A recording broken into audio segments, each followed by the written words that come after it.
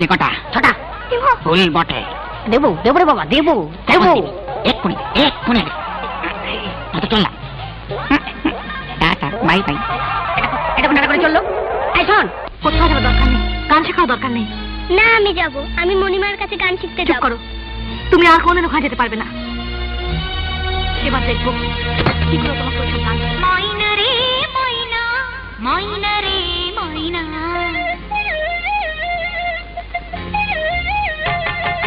ময়না রে ময়না, ময়না রে ময়না,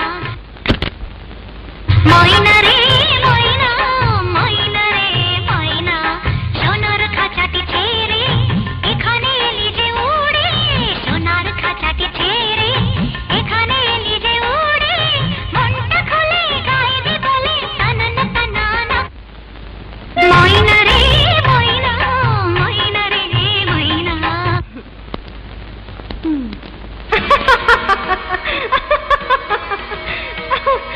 তুমি বন্ধ করে দিলে কি বন্ধ হয়ে যাবে সাবিত্রী?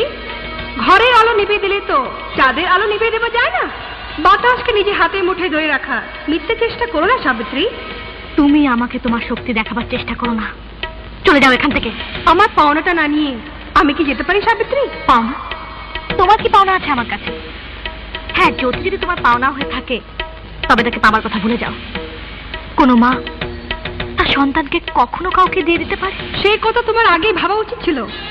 প্রয়োজনে সবাই পায়ের তলা পড়ে যাও, কিন্তু প্রয়োজন ফুরলে তোমাদের প্রতিজ্ঞা ভুলে যাও। না, ভুলিনি, কিচ্ছু ভুলিনি। তুমি যদি চাও জ্যোতির বদলে 1 লক্ষ টাকা তোমার মন্দিরে প্রণামী বাক্সে দান করব, কিন্তু তুমি জ্যোতিকে মুক্তি দাও। ওকে আমার কোল থেকে কেড়ে নিও না। 5 বছর আগে তোমার কাছে প্রচুর সম্পত্তি ছিল, তবু তুমি আমার কাছে কেঁদেছিলে শুধু এই জ্যোতিকে পাওয়ার জন্য। আর আজ সেই জ্যোতির কাছে তোমার ওই সম্পত্তির কোনো মূল্য নাই। ওই অমূল্য সম্পদ জ্যোতিকেই আমার চাই। 10 মাস 10 দিন গর্ভে ধরে আমি তাকে জন্ম দিয়েছি। সেদিন আবেগের বশে একটা কথা তোমায় দিয়েছিলাম বলে তোমার এত জেদ। না, আমি ওকে দেবো না। তোমার যা ইচ্ছে তাই তুমি করো। দৈব শক্তির বিরুদ্ধে যেও না সাবিত্রী, তুমি কখনোই জিততে পারবে না। সতী অনুসূয়া, সতী সাবিত্রী, এরাও তো দৈব শক্তিকে হারাতে পেরেছিল। সেদিনে সাবিত্রী তার স্বামীর জীবনের জন্য যমরাজের সঙ্গে যুদ্ধ করেছিল, আর আজকে সাবিত্রী তার মাতৃত্বের জন্য তোমার সঙ্গে যুদ্ধ করবে এবং জিতবে।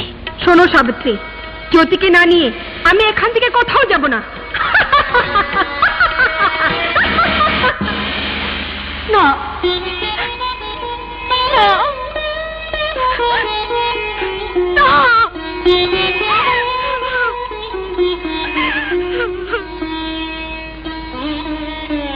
কি হলো সাবিত্রী, তুমি কাঁদছো কেন?